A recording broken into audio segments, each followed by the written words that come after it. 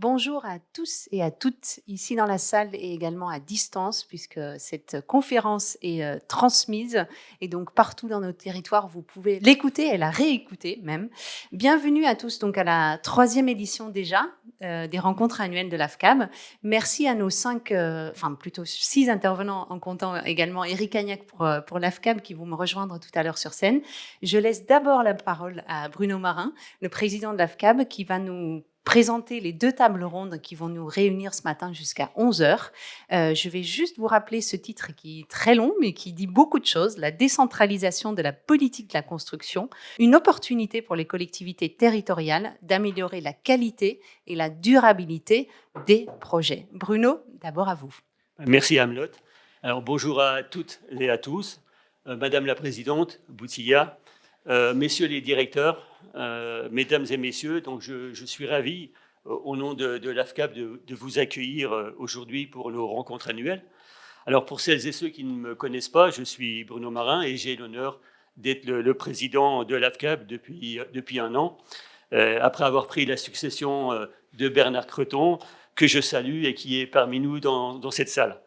Alors avant d'engager le débat, permettez-moi de faire quelques rappels pour vous présenter l'AFCAB et vous dire aussi quelques mots sur le choix du thème de cette table ronde. Alors l'AFCAB, comme vous le savez, fêtera l'an prochain ses 35 ans d'existence.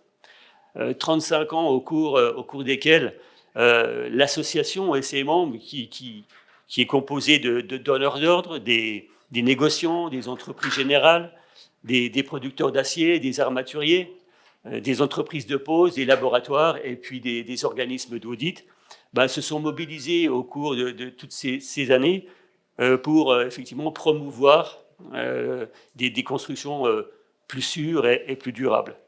Alors aujourd'hui, nous sommes effectivement fiers de mettre en œuvre 5 procédures de certification, certification de produits ou de services qui couvrent effectivement le spectre complet de l'armature traditionnelle des constructions en béton armé. Donc, parmi nos missions figure également la sensibilisation de l'ensemble des parties prenantes à l'intérêt et effectivement à l'importance d'avoir recours à des produits et des entreprises certifiées.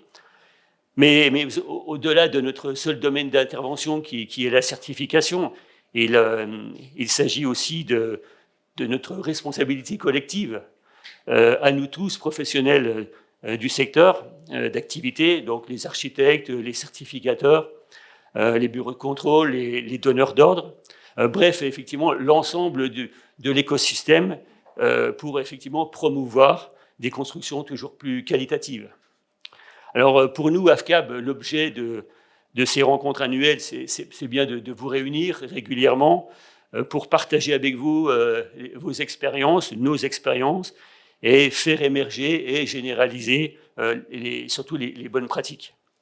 Alors cette année, nous avons voulu effectivement, comme a rappelé Anne-Lotte, mettre à l'honneur les collectivités territoriales, car ce sont elles qui sont vraiment actrices majeures de la construction.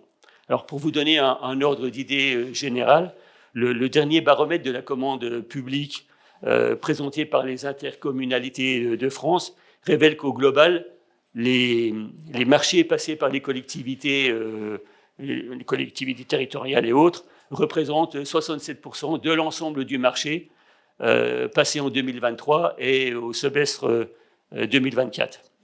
Donc, effectivement, nous avons souhaité effectivement savoir comment mieux les accompagner, ces collectivités territoriales, quel levier actionner pour qu'elles participent à des constructions toujours plus qualitatives et durables. Donc je vous souhaite déjà à toutes et à tous une excellente matinée. Maintenant, place au débat et je passe la parole à Anne-Lotte. Voilà, merci beaucoup. Merci Bruno. Je rappelle le titre de cette première table ronde, comment accompagner, donc on est vraiment sur l'accompagnement très concret des activités territoriales pour qu'elles deviennent actrices d'une politique de la construction plus qualitative et plus durable. Philippe Rosier, j'aimerais commencer avec vous, donc directeur général de l'agence Qualité Construction. Depuis mai, comme je disais, vous étiez à la Solidéo juste avant, où vous avez donc supervisé la construction des ouvrages olympiques. Est-ce que vous pouvez nous présenter brièvement votre nouvelle maison ? Oui, évidemment, avec plaisir. Donc, l'agence Qualité Construction, vous avez parlé des 35 ans de l'AFCAL, donc elle a 40 ans. L'agence Qualité Construction, elle est née juste après la loi Spinetta, qui a instauré la dommage ouvrage sur l'assurance construction. Et donc, la mission est assez simple sur le principe. Elle est prévention des désordres et amélioration de la qualité de la construction. Et évidemment, en 40 ans, les exigences, les injonctions sur la construction ont quand même beaucoup augmenté. On n'est plus simplement sur une question de solidité, qui reste quand même le cœur du métier de la QC, mais aujourd'hui, il faut aussi intégrer toutes les exigences environnementales, évidemment, et sociétales. Et donc, ça fait 40 ans que nous avons toute une série de documents que nous incrémentons sur justement les pathologies du bâtiment. Et aujourd'hui, le sujet est aussi, donc nous nourrissons de toute la sinistralité pour tirer toutes les retours sur expérience. Et puis aujourd'hui, nous avons une mission aussi de plus en plus de demandes d'essayer d'anticiper sur les désordres, puisqu'en fait, les modes de construction évoluent très vite. On revient finalement à une diversité des matériaux. On va parler ce matin du béton armé, évidemment, et ça reste encore majoritairement le mode constructif, mais par la RE 2020, par exemple, que vous connaissez peut-être pour le bâtiment, là, qui impose des performances en termes de carbone, de confort d'été et de performance énergétique. Il faut une diversification, finalement, des modes constructifs, des matériaux. Et évidemment, nous avons, avec notre casquette prévention des désordres, une vision aussi de gestion des risques, puisque, en fait, la filière, évidemment, doit évoluer dans des temps rapides. Et on sait que ça génère potentiellement des risques. Et nous ne sommes pas là, évidemment, pour freiner quoi que ce soit. Nous accompagnons le mouvement, nous accompagnons la filière de la construction pour sécuriser au mieux toutes ces innovations. Et c'était le cas, par exemple, de Solidéo, qui avait aussi fait appel sur le volet innovation à la QC pour sécuriser avec l'ensemble des acteurs, puisque nos membres, en fait, de la QC sont les représentants de l'ensemble de la filière de la construction, entreprises, maîtres d'œuvre, assureurs, évidemment. On a vu qu'ils ont tenu les équipements pour les JO. Donc, qualité et durabilité sont également vos maîtres mots. Est-ce que vous pouvez nous décrire quelles sont vos relations avec les collectivités ? Alors, depuis la création de la QC, il y a eu des créations de délégations régionales. Aujourd'hui, nous avons 5 délégations régionales. Donc, nous avons des contacts locaux quasi quotidiens. Nos délégations, pour l'instant, sont le Grand Ouest, l'Aquitaine, l'Alsace, le Rhône-Alpes et l'Île-de-France. Nous avons validé avec nos membres la création de 2 nouvelles délégations régionales dans les 5 ans à venir, dans le Nord et dans la région PACA. Et donc là, ça permet d'avoir au quotidien, avec les services de l'État, avec les services du CEREMA, qui ont aussi une implantation locale très forte, ça nous permet de les accompagner et de répondre à leurs sollicitations en termes de formation, de sensibilisation et d'accompagnement. Et puis ensuite, nous voyons que, en particulier l'expérience Solido l'a montré, les collectivités locales impulsent très fortement une politique d'innovation au travers des politiques d'aménagement. Il faut voir qu'aujourd'hui, en fait, la réglementation fixe des objectifs et le plus souvent, les collectivités, les élus sont en avance sur la réglementation et l'aménagement a un cahier des charges aujourd'hui de cession de terrain pour un promoteur. En général, la collectivité lui demande plus que la réglementation. Le réemploi, tous ces sujets aujourd'hui qui sont émergents, en fait, sont déjà dans les cahiers des charges des aménageurs depuis pas mal d'années. Et donc, en fait, nous avons des établissements publics d'aménagement qui souvent ont une gouvernance à la fois État-collectivité, parfois collectivité, qui développent des partenariats avec nous. Donc, on l'a sur la région de Nantes, sur la région de Bordeaux. Donc, voilà aussi, via cette filière, finalement, des aménageurs qui ont une relation très forte aux élus et aux constructeurs, nous avons aussi un accompagnement pour sécuriser, à chaque fois, notre objectif, c'est bien de sécuriser l'innovation et d'accompagner dans le long terme aussi pour faire des retours d'expérience, puisque aujourd'hui, il y a la sinistralité, mais ça, en général, c'est quand même, on est arrivé un peu à un extrême, mais il faut aussi sécuriser dans le temps et faire un retour d'expérience. Nous voulons aussi développer et encourager les bonnes pratiques. C'est pas juste dire ce qui va pas, mais c'est aussi de dire ce qui va bien. Et on sait qu'il y a des questions constructives, mais aussi d'organisation, de management. Et ça, on veut pouvoir aussi le retranscrire. Justement, à ce propos, vous venez de réaliser un livre blanc pour la construction durable en Outre-mer, qui est extrêmement intéressant. Je pense c'est un vrai exemple de ce que vous pouvez faire justement sur l'organisation de toute la chaîne. Donc, c'est le fruit des assises de la construction durable que vous avez piloté. Est-ce que vous pouvez nous détailler le contexte et ce document que vous pouvez retrouver en ligne, où il y a vraiment une liste d'actions très concrètes? Tout à fait. Donc, pour trouver le document, plusieurs sources possibles. Le site internet de l'AQC. Vous avez un programme C2E donc, qui s'appelle Ombré, que nous pilotons avec d'autres partenaires, dont le CSTB. Le CEREMA participe aussi à travers le profil. Enfin voilà, c'est des programmes C2E. Et vous avez un site dédié Outre-mer, Pergola. Donc, vous avez plusieurs façons de le retrouver. Nous l'avons remis à la sénatrice qui préside la délégation Outre-mer, en fait, qui avait initié dès 2016-2017 un rapport. Et nous avons suivi, nous avons réussi à fédérer. Alors, vous savez qu'on a 13 départements et territoires d'outre-mer. Il y en a 2 qui ne sont pas habités, Kerguelen, Clipperton. Donc, en fait, on en a 11.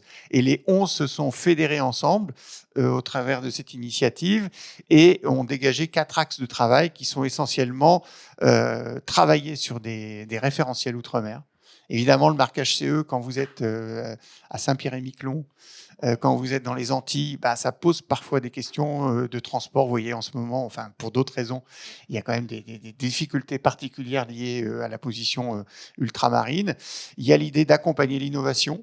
Et l'innovation, ce sera évidemment bijectif, c'est-à-dire qu'en fait, aujourd'hui, par rapport aux questions du dérèglement climatique, par exemple du confort d'été, il y a un grand nombre de solutions aujourd'hui qui existent, simples, robustes. Croyons beaucoup à l'AQC, à la simplicité, à la robustesse. Et donc, il y a beaucoup de retours d'expérience qui peuvent bénéficier à l'Hexagone. L'idée, c'est aussi de sensibiliser, partager donc, entre ces territoires ultramarins, ces 11 territoires, et évidemment d'encourager des initiatives locales. Donc l'idée, à la suite de ce livre blanc, c'est de créer un forum et qui permettra de poursuivre ces échanges et de faire émerger à chaque fois des solutions, et puis que le législateur hexagonal ait à chaque fois ce qu'on appelle le réflexe ultramarin, se dire à chaque fois qu'on réfléchit à une réglementation, à quelque chose, qu'on ait bien en tête le contexte particulier ultramarin. Et évidemment, quand vous avez Saint-Pierre-et-Miquelon ou la Guyane, on voit bien que ce n'est pas simplement une question de produit, ce n'est pas simplement de savoir comment on va intégrer du bambou ou autre chose, parce que parfois c'est un peu réducteur, c'est vu comme ça, mais il y a des vraies questions de méthodologie. La Nouvelle-Calédonie, évidemment, a été très moteur aussi, puisqu'ils n'ont pas l'assurance construction, ils ont des lois différentes, enfin, l'histoire est un peu différente. Voilà, on a vraiment réussi à fédérer tout le monde, et l'idée, c'est de continuer cette dynamique, c'est-à-dire que c'est à la fois une forme d'aboutissement, et puis c'est un démarrage. Et donc, en fait, la Direction générale des Outre-mer a intégré dans son PLOM, ce qu'elle appelle le plan logement outre-mer, une action liée à la mise en place de ce forum. Et donc, l'AQC va participer avec tous les contributeurs ultramarins. Et l'idée, c'est d'organiser des assises de la construction dans d'autres régions de France? Alors, pas pour l'instant. C'est vrai que la problématique ultramarine est un peu différente. Notre action au niveau local, elle est plus autour de nos délégations régionales et on a des partenariats qui se nouent de façon générale. Mais c'est vrai qu'on va dire que la politique hexagonale est peut-être un peu différente. Donc non, pour l'instant, on n'a pas de projet dans ce sens-là. Une dernière question pour cette première salve de questions pour vous. Nous avions reçu, je pense que vous vous en souvenez, lors des rencontres annuelles l'an dernier, Jean-Pierre Thomas, qui est auteur du rapport sur la sécurité des balcons, qui est évidemment un sujet qui est très concernant pour nous tous, qui avait été réalisé donc par l'AQC en novembre 2019 déjà. Quels enseignements ont été tirés de ce rapport ? Donc, ce rapport qui est disponible sur le site de la DHUP, vous le trouvez. Donc, il y a un guide d'information pour les particuliers. Il y a le rapport exhaustif avec une synthèse. Il y a une actualité, vous savez, qui est à nouveau récente, qui est arrivée sur des effondrements de balcons.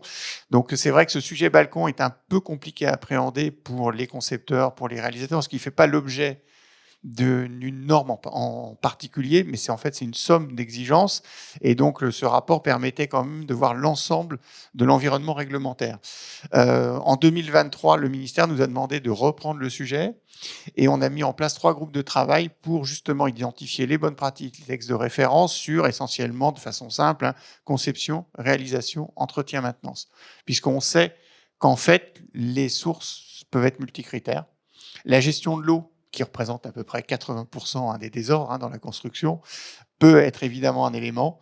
Il suffit que, vous savez qu'on parlait des aménageurs, les architectes ont aussi un peu leur rôle. Vous savez qu'on n'aime pas faire des eaux pluviales en façade, on ne sait pas bien gérer ça d'un point de vue esthétique. Donc on veut qu'aussi il y ait une gestion à la partielle de l'eau. Donc il y a eu une tendance très forte de ramener l'eau vers la façade. Évidemment, vous ramenez l'eau vers la façade. Si vous ne traitez pas pour des questions d'accessibilité vraiment de seuil, vous créez une zone de faiblesse. Vous avez aussi des rupteurs de pont thermique. Ça, c'est aussi un effet de la réglementation en performance énergétique. Donc, vous concentrez le long de la façade potentiellement de l'eau sur 10, 15, 20 ans. Il y a un moment où vous risquez un peu une corrosion de vos armatures. Donc ça peut être un des cas. Et donc, il faut bien gérer l'eau. Ce que proposait Jean-Pierre Thomas aussi, c'est évidemment de travailler peut-être sur une étanchéification de ces balcons, même s'ils sont à l'extérieur, parce que ça protège aussi les bétons. Et puis, on peut avoir parfois des problèmes de conception, de réalisation. Les aciers sont mal placés. Pendant la phase d'exécution, on marche, on fait des choses et on est moins vigilant. Et évidemment, vos bétons, s'ils ne sont pas au bon endroit, vous allez avoir une flexion qui va être mal gérée. Donc, il y a une cause. Il y a une série de causes. Donc, il y a 3 groupes de travail qui travaillent en ce moment. Le BINTEC a pris le relais par rapport à la mise en place de la QC. On a une réunion finale en fin d'année, là. Et donc, on va sortir normalement début 25 un guide qui sera plus précis sur l'ensemble des points de vigilance et l'ensemble de l'environnement réglementaire. Donc, ce travail, initié en 2019, produit ses fruits. Et malheureusement, l'actualité nous remet en permanence, nous rappelle l'importance de travailler sur ce sujet. De s'en soucier Et spécifiquement. on travaillera suivant les matériaux, évidemment, métal, bois et béton, avec la question aujourd'hui qui se pose avec des innovations extérieures sur la rénovation aussi. Est-ce qu'on fait des structures rapportées? Est-ce qu'on se greffe à l'existant? Donc ça prendra en compte vraiment aussi les sujets de rénovation et pas simplement du neuf. Éric, une réaction sur les balcons spécifiquement ou même sur d'autres éléments du discours de Philippe? Oui, pardon. Malheureusement, je suis 100% d'accord avec Philippe. Il y a un vrai problème sur les balcons. Alors, ramener en pourcentage relatif par rapport au nombre de balcons construits, c'est vrai que ça peut paraître assez faible. Que peut faire l'AFCAB? Alors, l'AFCAB, en fait, s'est emparé du sujet suite au drame du balcon d'Angers en 2016. Nous avions, à l'époque, rencontré la sénatrice de Roche, qui était la sénatrice du Maine-et-Loire.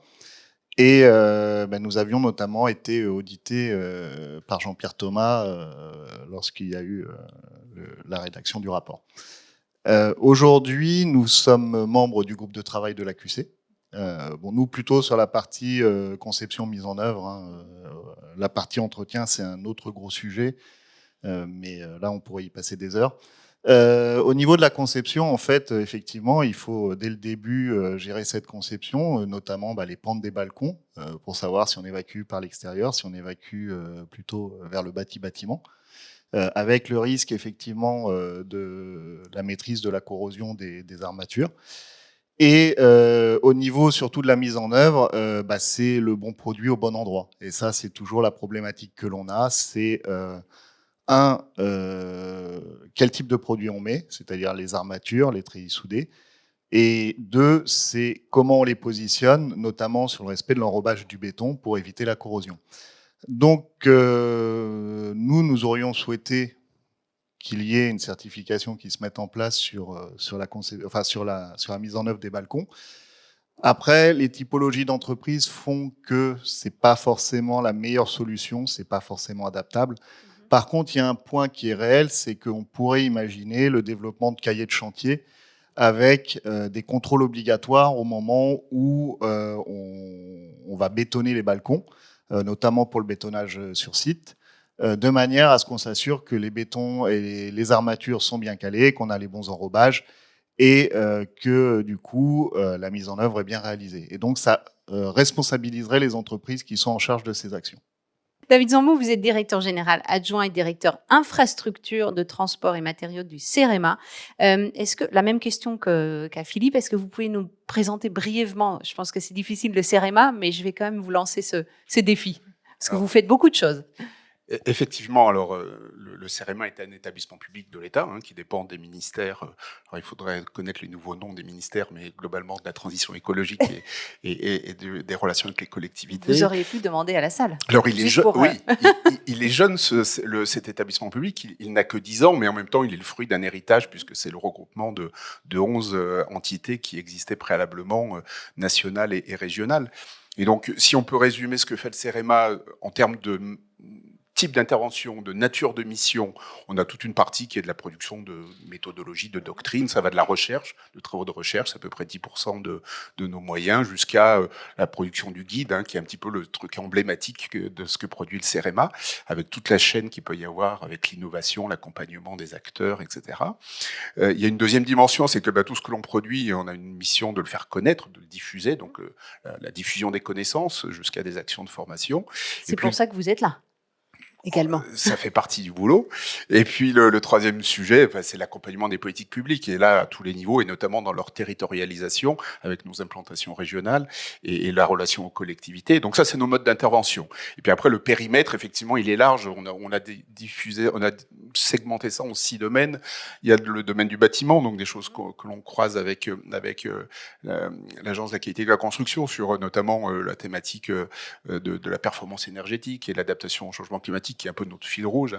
Il y a la question d'infrastructure que j'anime, il y a les questions de mobilité, il y a les questions d'environnement et de risque, et là aussi les sujets d'impact sur les territoires et sur les constructions sont importants, et puis on a toute une dimension mer, littoral, récemment, toujours pareil, dans notre axe de travail qui est celui de l'adaptation au changement climatique, vous avez dû entendre parler des problématiques de trait de côte, c'est le fruit de travaux faits par le CEREMA. Voilà, donc c'est à peu près 2500 personnes sur une trentaine de sites en France.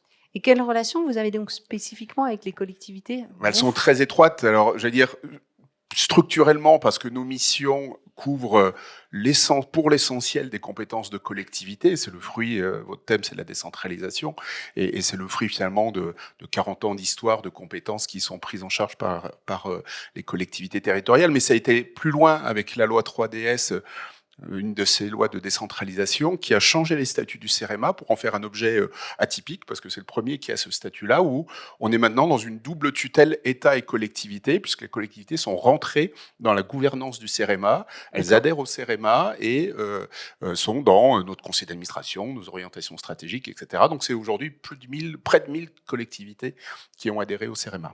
Est-ce que vous êtes d'accord avec la remarque qui vient d'être faite par Philippe sur qu'elles sont en avance, en tout cas en termes d'innovation, elles sont très demandeuses? C'est un territoire d'expérimentation formidable, de toute façon, parce que d'abord, j'allais dire, par la diversité, ça permet d'expérimenter, tester, avoir des prototypes d'une certaine manière, avec une différence aussi des territoires. Donc voilà, par rapport effectivement à une approche nationale qui standardise forcément un peu plus. Ça ne veut pas dire qu'il n'y a pas d'innovation au niveau national, évidemment, mais évidemment la diversité des situations et des initiatives offre beaucoup de champs d'expérimentation sur le territoire. Oui. Est-ce qu'elles ont davantage, quand elles vous sollicitent, elles ont davantage besoin d'un accompagnement technique ou financier? Est-ce que c'est un manque de moyens humains ou financiers? Les deux en général, il faut dire. L'accompagnement technique, il est important. Alors, j'ai entendu la question de sécurité, on est dans des questions de commande publique. Donc, même s'il y a des marges d'innovation, d'expérimentation, etc., la commande publique aussi, c'est la responsabilité d'exécutifs, de gérer l'argent public, de le faire sur le long terme. On va y revenir dans la deuxième table ronde. Et donc, par rapport à ces enjeux-là, l'idée qu'il y ait des référentiels, parfois il y a des normes, parfois il y a des réglementations obligatoires, et puis parfois on est dans les pratiques ou dans les savoir-faire. Et c'est là où des guides, des méthodologies, des choses un petit peu éprouvées viennent sécuriser. Donc l'appui technique est fondamental. Et puis, dans nos métiers, la question qui concerne à la fois le public et le privé, il y a une perte, ou en tout cas une carence parfois de compétences sur certains champs. Et donc, c'est le travail collectif qui permet finalement de rendre un peu plus robuste. Nous, on vient beaucoup en appui des services des collectivités pour finalement leur apporter le complément d'expertise qu'ils n'ont pas toujours dans leurs effectifs. Et puis, évidemment, tout ça nécessite de l'investissement public. Et donc, la situation financière des collectivités et les besoins de financement font partie des leviers, évidemment. C'est essentiellement les petites communes que vous accompagnez ou c'est vraiment l'ensemble, enfin, Alors, toutes les tailles? on couvre toutes les tailles. Si je viens sur les adhésions, par exemple, qui sont l'expression de l'attente des collectivités vis-à-vis du CEREMA, voilà, en un an et demi quasiment, on a obtenu un peu moins de 2 ans ces 1000 collectivités adhérentes. On a toutes les régions. On a 85% des départements, et puis après, dans l'intercommunalité et les communes, c'est 850 au total, moitié l'un et l'autre, et donc plutôt des collectivités de grande taille, parce que finalement, au-delà de la relation aux élus, qui est importante, c'est aussi la relation avec des services, donc supposant des collectivités avec une structure organisationnelle, avec des interlocuteurs sur le plan technique et de portage de ces politiques. Mais effectivement, on a aussi, ça fait partie un peu de nos évolutions ces dernières années sur certains programmes, développer des méthodologies pour toucher tous les territoires et ça s'est traduit, alors on pourra venir sur des programmes spécifiques, mais par exemple, on est présent dans la thématique Village d'avenir qu'a porté le gouvernement avec des représentants du CERMA sur une vingtaine de départements pour accompagner ce type de politique vers les territoires ruraux. Et Action Cœur de Ville également pour les villes moyennes, bien sûr. Justement, j'aimerais citer un autre exemple. Nous avions reçu lors de la première édition des rencontres annuelles Patrick Chaise, sénateur de l'Ain et co-rapporteur du rapport du Sénat sur la sécurité des ponts. Je vous rappelle les chiffres, entre 200 000 et 250 000 ponts en France. 1 sur 10 sont en mauvais état. C'était le constat quand même très alarmiste de ce rapport. 90%, donc 9 ponts sur 10 sont gérés par des collectivités territoriales. Un programme national pont a vu le jour depuis, heureusement, donc on peut quand même traverser les ponts avec un peu plus de sérénité. Comment le CEREMA accompagne les collectivités là-dessus, spécifiquement sur ces infrastructures qui quand même sont essentielles? Alors, j'allais dire, c'est un de nos champs d'excellence, le sujet des ponts, des ouvrages d'art, avec une compétence technique et une expertise importante, hein, qui va justement de la recherche jusqu'au très opérationnel. Et donc, quand il s'agit notamment d'intervenir sur des ouvrages complexes, sur des ouvrages innovants, etc., on sait trouver des experts dans notre organisation qui accompagnent les collectivités, les maîtres d'ouvrage, quels qu'ils soient. Et puis, ce qui s'est passé après le rapport sénatorial, alors les collectivités, y compris l'État, qui dispose de services importants, on a vu tout le monde augmenter finalement son investissement sur le sujet, au sens alors à la fois financier, mais aussi dans la construction des politiques, hein, l'enjeu de maintenance de l'existant étant quand même fondamental par rapport à la construction de nouveau. Effectivement, vous avez rappelé les chiffres. Et puis le rapport, il montrait aussi un vide, une carence, une interrogation sur comment étaient gérés, enfin, ou comment s'étaient comportés finalement les ouvrages des plus petites collectivités. Et donc, il y a eu un programme national que porte le CEREMA, qui s'appelle le Programme National Pont, justement à destination de ces plus petites collectivités qui, il y a 30-40 ans, bénéficiaient d'un appui direct des services de l'État sur le terrain quand il existait encore des directions départementales d'équipement, etc. Et puis qui, au fil des étapes de décentralisation, qui ont réorganisé un peu les compétences, on a vu qu'il y avait un vide, c'est-à-dire qu'il y avait des compétences qui n'avaient pas été finalement reprises.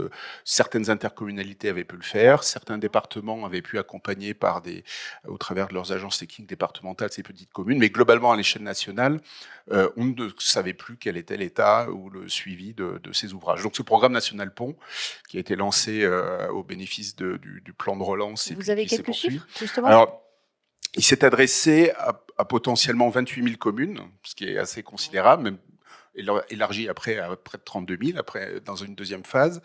Et si on enlève les communes qui n'ont pas de pont, parce que toutes n'en ont pas, on est arrivé aujourd'hui à 16 000 communes qui ont demandé l'appui de ce programme donc que le CEREMA pilote, qui Donc quand même près de la moitié. Près de la moitié du potentiel, j'allais dire, qui ont vu des bureaux d'études, donc plus de la moitié, il faut que à qui on passait commande, des bureaux d'études qui ont envoyé sur le terrain des équipes pour faire un diagnostic, état des lieux, déjà le recensement, puisque effectivement on se rendait compte que le patrimoine lui-même n'était pas toujours connu des élus locaux. Il faut imaginer une petite commune qui fonctionne avec son conseil municipal, son maire, mais un secrétaire de mairie et puis sans plus, quoi. Donc sans service technique.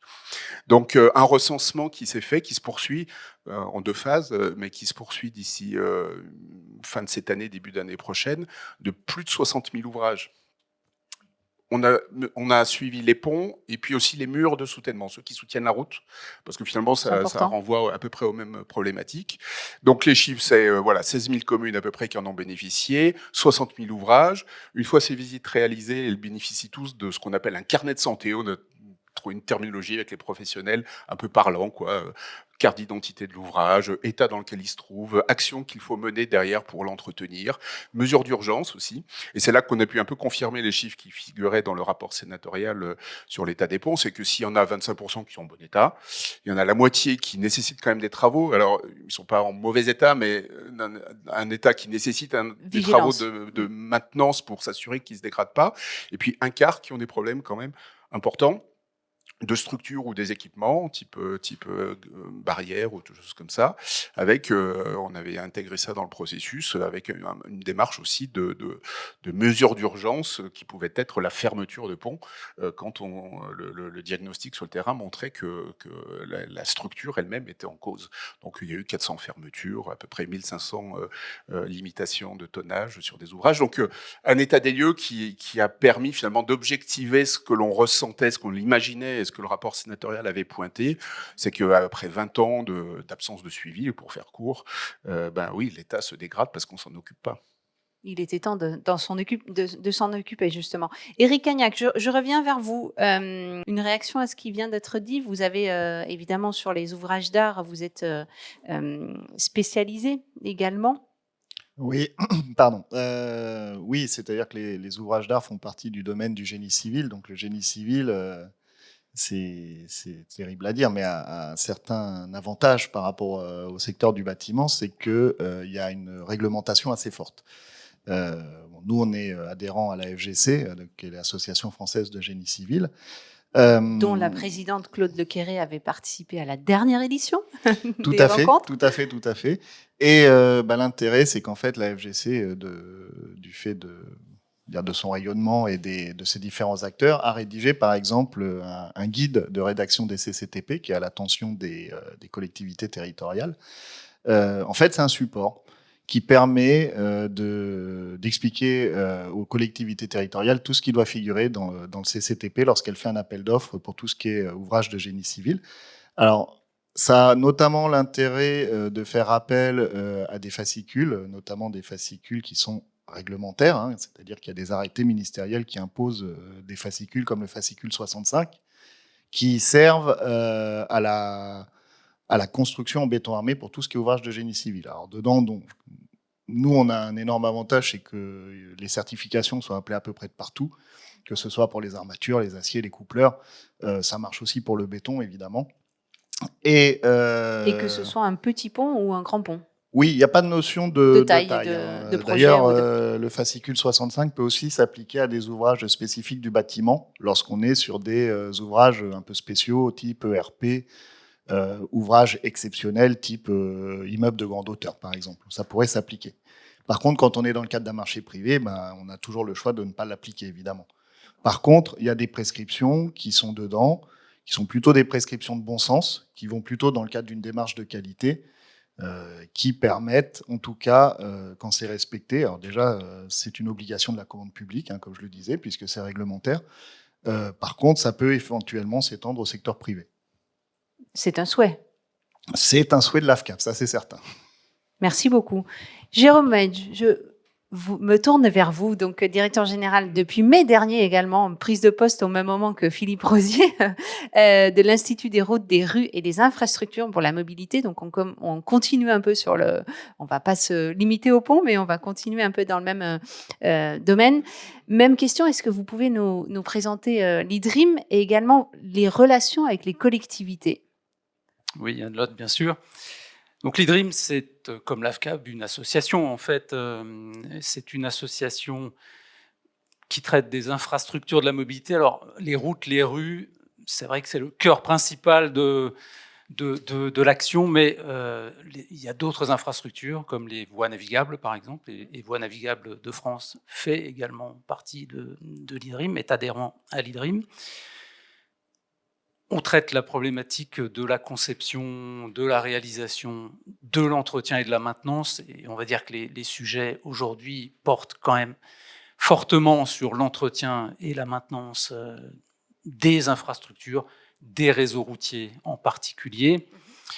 On est organisé en collège, comme le président de l'AFCAB l'indiquait, mais parmi nos donneurs d'ordre, il y a de nombreux représentants institutionnels des collectivités.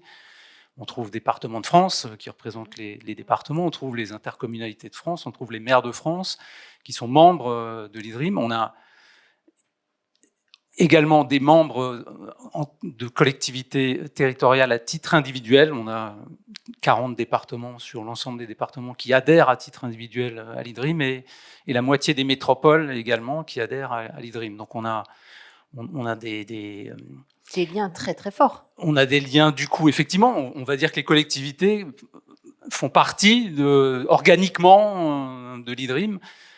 Elles ont d'ailleurs contribué à sa création. Alors, on est moins vieux que les institutions que vous avez nommées et que vous représentez, 35 ans, 40 ans. Vous êtes le petit jeune de, oui, alors, de notre panel. Voilà, donc on existe depuis 2010, mais on va dire qu'il y avait une continuité là aussi par rapport à des choses qui préexistaient et qui concernaient surtout le réseau scientifique et technique de l'équipement à l'époque, qui depuis est devenu le CEREMA, et les entreprises. Donc c'était plutôt des relations entre professionnels, entre experts du domaine, et ça s'est quand même considérablement ouvert avec la création de l'IDRIM, qui correspond aussi à un moment où la deuxième vague de décentralisation, enfin juste après la deuxième vague de décentralisation et avant la troisième qui est la loi 3DS, et au moment du Grenelle de l'environnement, donc il y avait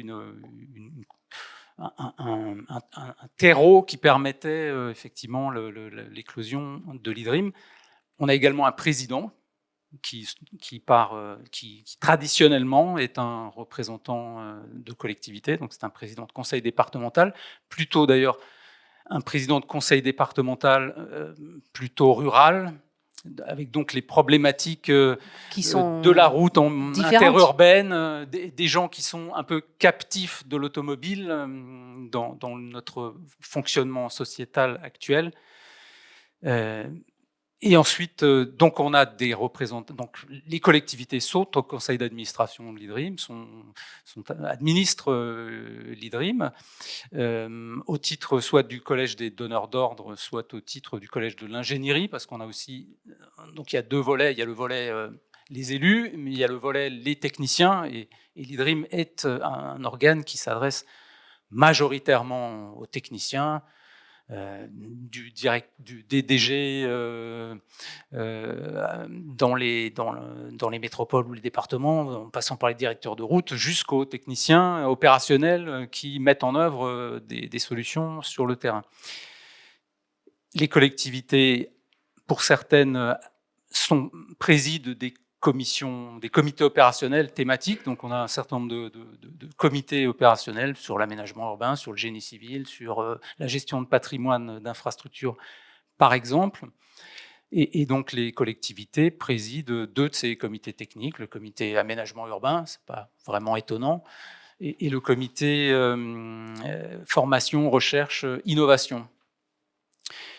Les collectivités participent aux travaux de ces comités. Les collectivités participent aux groupes de travail qui sont montés pour produire de la doctrine, parce que une des missions, alors les missions essentielles de l'IDRIM, c'est d'animer une communauté qui regroupe l'ensemble des parties prenantes. Monsieur a cité, c'est le président qui citait l'écosystème. On utilise également ce terme. Effectivement, on a un écosystème de donneurs d'ordre, d'entreprises, d'ingénierie, d'organismes de formation et de recherche, d'associations partenariales. Voilà, donc il faut fédérer cette communauté. Cette communauté, elle produit de la doctrine. Elle produit essentiellement de la doctrine en termes Justement, j'allais vous d'entretien poser et de maintenance. Une question là-dessus, sur la doctrine. Vous publiez tous les ans un observatoire national de la route. extrêmement intéressant. Là, une présentation en décembre de l'édition 2024. Donc, je vous donne rendez-vous peut-être pour vous. Je me permets de les inviter. Mais ce n'est pas tout. Votre site est vraiment une mine d'informations. Moi, j'ai par exemple appris qu'il existe un championnat national de chasse-neige. Mais ça, c'est juste pour l'anecdote sur votre site. J'ai trouvé ça très, très amusant. Mais vous publiez régulièrement des ouvrages thématiques et des notes d'information qui sont donc vraiment des focus sur des sujets très concrets. J'en cite quelques-uns. La gestion des allées d'arbres, comment décarboner les axes routiers, comment aménager, vous avez cité, les espaces publics. Vous avez publié, par exemple, récemment un guide sur l'articulation des ingénieries dans les territoires. Donc, ça rejoint ce qu'on vient de se dire sur la mise en œuvre, enfin, l'animation de cet écosystème. Comment vous choisissez vos sujets prioritaires ? Comme je vous le disais, on a des commissions, des comités techniques. C'est au travers de ces comités auxquels participent tous les membres de l'écosystème que les propositions de sujets se font, et on a un conseil scientifique et technique qui arbitre finalement sur les sujets qui seront traités avec des échéanciers aussi réalistes que possible. Produire de la doctrine, ça prend du temps. Produire des guides méthodologiques, en moyenne, ça prend 2 à 3 ans. Donc, et parce qu'on est dans une construction consensuelle. Donc, il faut que ce qui est dit soit validé par l'ensemble des parties, et ça prend beaucoup de temps, cette validation. Et alors, vous parliez de l'Observatoire national de la route. Donc, je vais allez-y. Reprendre progressivement les sujets que vous évoquiez. Donc, l'Observatoire national de la route, ça a été monté en 2016. Vous l'avez fait d'ailleurs en partie en partenariat avec le CEREMA. Les données ponts sont intégrées. Oui, alors, enfin, l'IDRIM sans le CEREMA ne serait pas l'IDRIM non plus. Toutes les parties sont nécessaires, et le CEREMA apporte effectivement l'expertise publique sur les sujets. Et on produit d'ailleurs de nombreux guides conjointement, et qui ont le double timbre, CEREMA et IDRIM. Et le CEREMA, comme vis-à-vis de l'AFCAB, participe beaucoup aux activités d'agrément de laboratoires routiers, par exemple, qu'on mène également, qui sont des activités plus opérationnelles. Donc on a là aussi un lien indéfectible avec le CEREMA. Et le CEREMA, effectivement, participe à l'analyse des données qui sont remontées au travers de l'Observatoire national de la route. Cet observatoire, il produit un rapport annuel. Donc le prochain, comme vous le dites, est prévu pour le 10 décembre. On fait une conférence de presse traditionnelle, là aussi. Il a pour objet, l'Observatoire national de la route, d'objectiver en fait ce dont on parle, à savoir... Est-ce qu'on met suffisamment d'argent dans l'entretien des routes, et est-ce que mettre de l'argent dans l'entretien des routes, ça permet de maintenir ou d'améliorer l'état de la route, ou est-ce que on est parti trop tard et que l'état de la route continue de se dégrader en fait. Donc c'est un outil de porter à connaissance d'une problématique auprès des pouvoirs publics globalement, et aujourd'hui, l'Observatoire national de la route est reconnu à peu près par toutes les parties. La Cour des comptes nous interroge quand elle s'interroge sur la gestion des routes ou des ponts. Vous êtes devenu une référence en la matière. C'est qu'il n'y a pas d'autre enceinte pour recueillir les informations de l'ensemble des participants, de l'ensemble des gestionnaires des routes, puisque un peu plus d'1 million de routes en France, 20 000 kilomètres de réseau national, presque 400 000 de réseau départemental et presque 800 000 de réseau communal. Donc il n'y a pas d'enceinte autre que l'ONR qui permette de recueillir l'état les données de l'ensemble de ces gestionnaires. Sachant que l'État a finalement un rôle, malgré tout, d'assurer une forme de cohérence d'ensemble de ce réseau routier. Donc c'est ce qui a présidé à la création de cet observatoire, c'est d'avoir une vue sur la libre administration des collectivités, mais dans l'intérêt général de la nation quand même. Donc voir si effectivement notre patrimoine ce bien commun que constituent les infrastructures ne se dépréciait pas excessivement et ne présentait pas des problèmes de sécurité éventuellement. Vous avez quelques chiffres aussi sur les espaces publics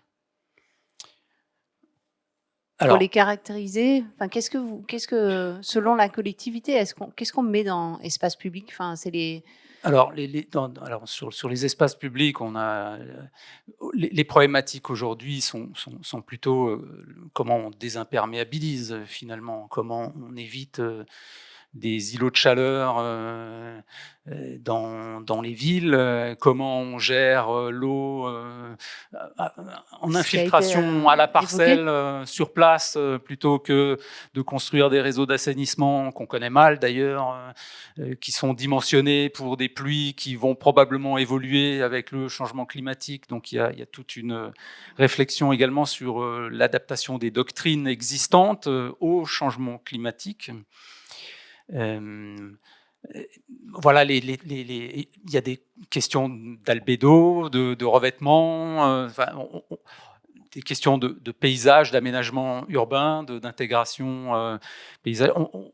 L'ensemble des problématiques peut être évoqué dans ce comité thématique aménagement urbain. Éric Agnac, je me tourne de nouveau vers vous. Une réaction à ce qui vient d'être dit?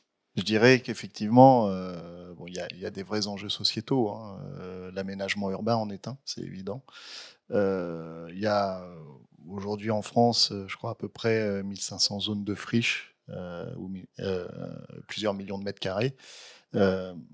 Il y a la loi ZAN hein, qui doit s'appliquer. Friches industrielles et puis bientôt, on commence à avoir les premières friches commerciales. Commerciales, oui, absolument. Avec des zones d'activité, je pense que vous en parlez souvent. Je sais que vous intervenez sur ce sujet spécifiquement, qui sont un peu les terrains de demain, enfin en tout cas la réserve foncière de demain. Exactement, puisque effectivement la ZAN normalement veut dire qu'on n'aura pas de création... Zéro artificialisation nette. Exactement. Je me permets. Il n'y aura pas normalement de nouvelle création de zones totalement artificialisées au niveau des sols. Ce qui veut dire qu'aujourd'hui, il faut trouver les terrains existants. Donc les terrains existants, effectivement, ça va être les friches industrielles. Les friches commerciales, c'est vrai qu'on ignore ça un peu, mais c'est des modèles qui ont été énormément construits dans les années 70-80, qui sont un peu dépassés aujourd'hui vis-à-vis du consommateur. Déjà, les modes de consommation ont changé. Internet a quand même énormément modifié la donne. Par exemple, la ville de Nantes, actuellement, est en train de travailler sur 2 nouvelles modifications de zones. Je lisais un article assez intéressant là-dessus. Mais ça veut dire que, par contre, derrière, ça nécessite de tout repenser.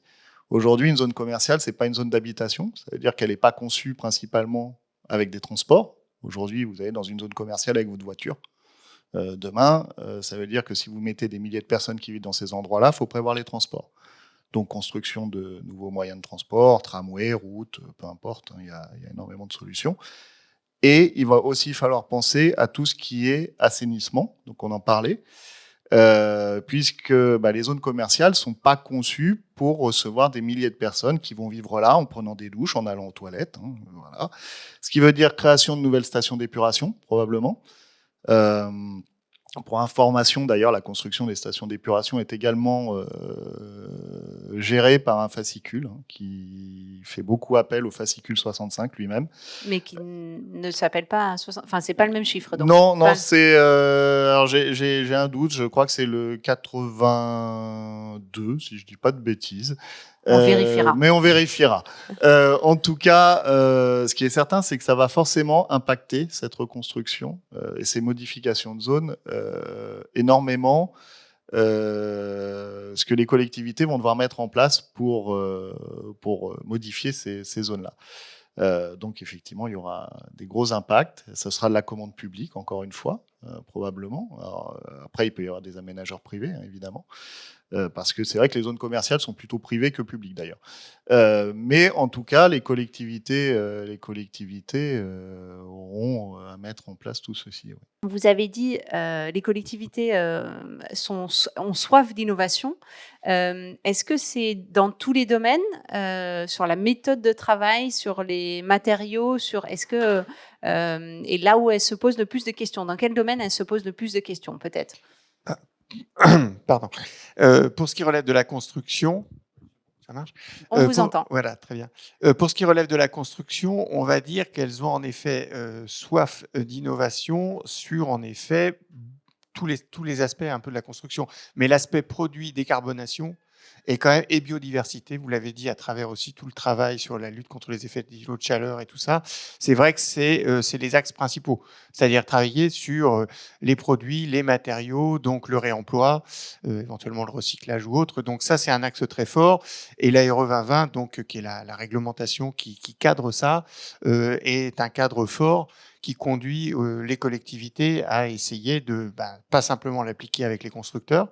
Elles essayent de le faire dans le cadre de leur construction, souvent des équipements publics. Là, le CEREMA, par rapport à des petites collectivités, a un rôle très important d'ingénierie territoriale, parce que ce qu'il faut se dire aussi, c'est qu'il y a besoin d'ingénierie, c'est-à-dire qu'il y a la question de la réalisation.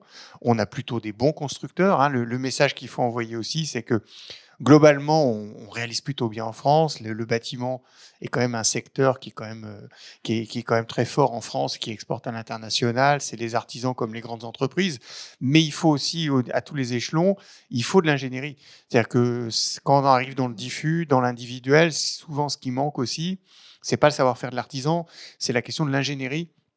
Ils doivent travailler ensemble, plusieurs artisans, et parfois, en fait, si on est sur des pratiques innovantes, si on fait comme d'habitude depuis 40 ans, l'électricien, le plombier, le couvreur, ils se débrouillent. Si on commence à vouloir introduire de nouveaux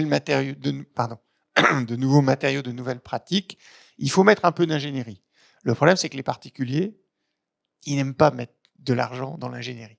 Donc, notre sujet, il n'est pas du tout le même quand on va travailler avec des collectivités, quand on va travailler avec des grands donneurs d'ordre, et puis ensuite avec le particulier.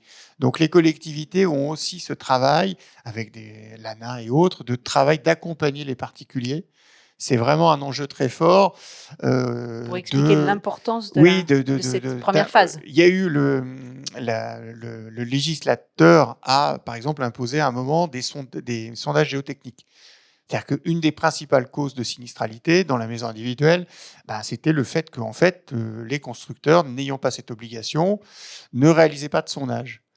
Bon, évidemment, du coup, c'était un peu joué à la loterie. Et puis, le simple fait de mettre quelques milliers d'euros dans la réalisation du sondage, aujourd'hui, on se rend compte que ça produit des effets et que nous, sur notre base de données de sinistralité, alors en valeur, quand ça arrive, c'est très embêtant, mais en fréquence, en occurrence, ça baisse. Donc ça veut dire qu'à un moment, c'est vrai que le législateur impose une disposition et ça produit au final des effets. Et c'est le fait de simplement se poser quelques questions. Le simple fait de se poser des questions, ça amène des réponses et souvent, ça aide beaucoup. Et donc, globalement, on se rend compte que, voilà, globalement, on fait bien, mais on est dans un environnement qui évolue, ce que je disais au début.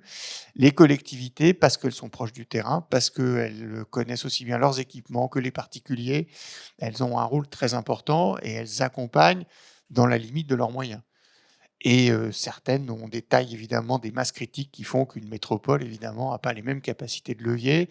Donc, elle va pousser plus loin, que ce soit sur Nantes, Rennes, Bordeaux ou autre, l'innovation à travers ce que je disais sur l'aménagement, mais aussi des petites intercommunalités ont cette soif. Et c'est vrai que moi, je me félicite du tour qu'a pris l'évolution du CEREMA.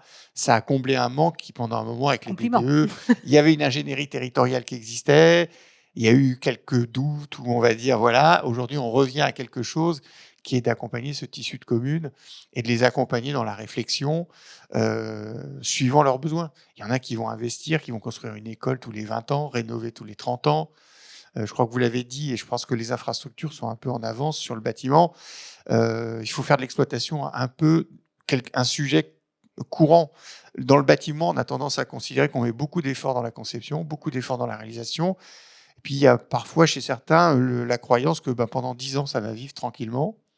On investit peu sur l'exploitation de maintenance, puis au bout de 15-20 ans, on voit des premiers éléments qui commencent à poser problème. Et puis, on réfléchit, et puis ça tarde. Et puis, finalement, au lieu de faire une bonne exploitation de maintenance au fil de l'eau, on se retrouve à faire des rénovations qui sont assez significatives. Ce n'est pas forcément une très bonne méthode. Et je pense qu'aussi, il faut que tous, dans le bâtiment, on prenne conscience qu'un bâtiment, c'est comme une voiture. C'est-à-dire que la voiture, elle a un contrôle technique régulier. Si le Ou un bâtiment... vélo. Un vélo, tout à fait, vous parlez à un convaincu.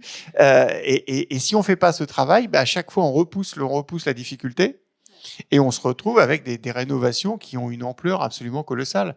Alors pour les particuliers, c'est souvent simplement à l'occasion d'une mutation. Bon, et parfois, à l'occasion d'une mutation, ça peut être très lourd en termes d'investissement.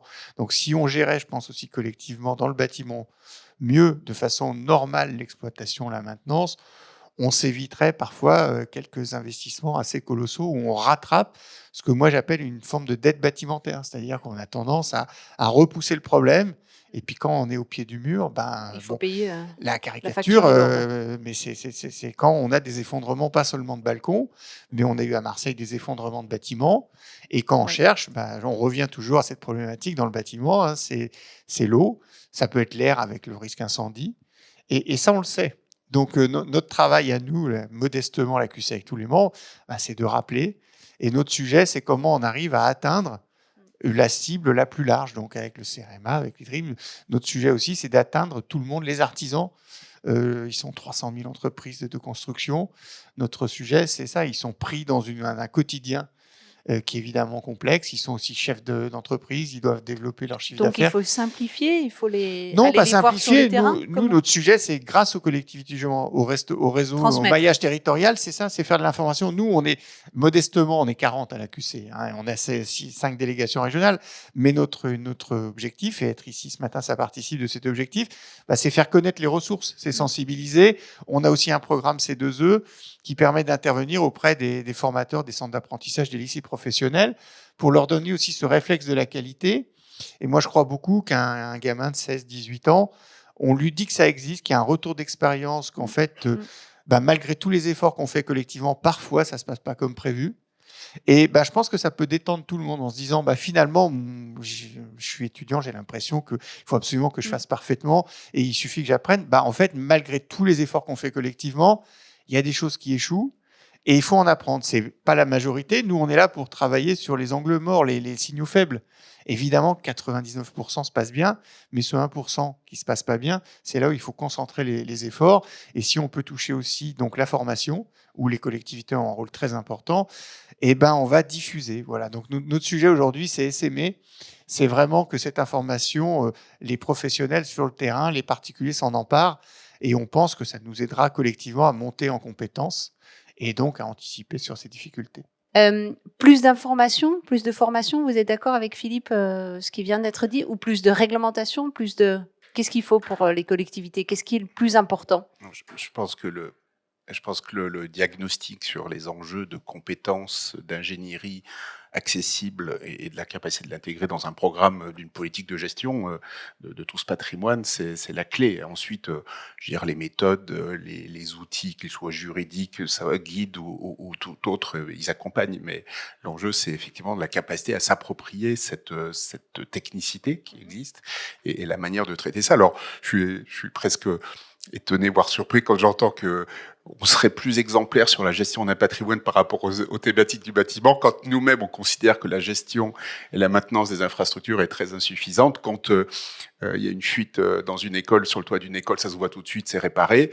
Quand il y a une pile de pont qui commence à être fragile, personne ne le voit si on fait pas une ingénierie derrière. Donc je crois qu'on constate tous de toute façon la même chose sur cette difficulté à intégrer dans les politiques publiques cette maintenance d'un patrimoine, cette valeur d'usage d'un patrimoine, ce qu'on a conceptualisé sur le domaine infrastructure, pas une dette bâtimentaire, mais on appelait ça une dette grise, même sujet, c'est-à-dire qu'on reporte à plus tard un entretien qui coûtera plus cher si on le fait plus tard parce que les réparations sont plus lourdes. Et donc, la capacité à intégrer ça dans les politiques de gestion nécessite un peu de compétences, nécessite de l'accompagnement qu'on essaye de produire et puis de mobiliser toute la chaîne. Je l'ai pas dit tout à l'heure, enfin je l'ai un petit peu évoqué, mais un des bénéfices du programme national Pont, par exemple, c'est d'avoir travaillé avec l'ingénierie privée. Alors d'ailleurs, il y a des marchés, mais organiser aussi avec la profession une offre d'ingénierie accessible aux petites collectivités. Et aujourd'hui, en complémentarité de ce qui existe. Et de toute façon, parce que au final, quand il s'agit de faire des travaux sur un pont, il faut un maître d'œuvre et puis après une entreprise. Et donc, cet accès à cette ingénierie un peu spécialisée qui est pas, qui nécessite de connaître l'ouvrage, ce qu'est un ouvrage et comment on fait des réparations d'un ouvrage d'art, ben ça s'est fait aussi dans un travail entre le CEREMA et les professionnels pour qu'ils s'organisent et qu'ils soient en situation d'offrir, proposer cette ingénierie de proximité qui n'existait pas parce qu'il fallait qu'il y ait un marché. Alors, évidemment, il y a eu un peu d'argent public. La suite de ce programme de recensement que j'évoquais, ça a été aussi des financements pour les travaux eux-mêmes. C'est-à-dire que les suites du rapport sénatorial et l'action même du Sénat a conduit à créer des subventions que gère le CEREMA pour les travaux. Et au-delà de la réalisation des travaux, on est effectivement attentif à ce que les dossiers qui nous reviennent, qui nous arrivent pour la réparation, soient bien pilotés par des bureaux d'ingénierie qui ont la compétence ouvrage d'art, qui savent identifier les bonnes pathologies, les bonnes réparations, et finalement intégrer ça dans un programme de rénovation qui soit robuste. Voilà.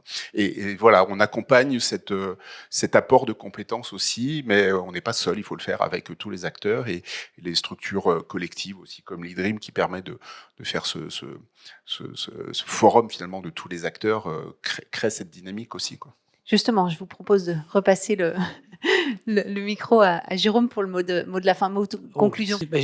Effectivement, enfin, je pense qu'on fait tous œuvre de pédagogie, œuvre didactique.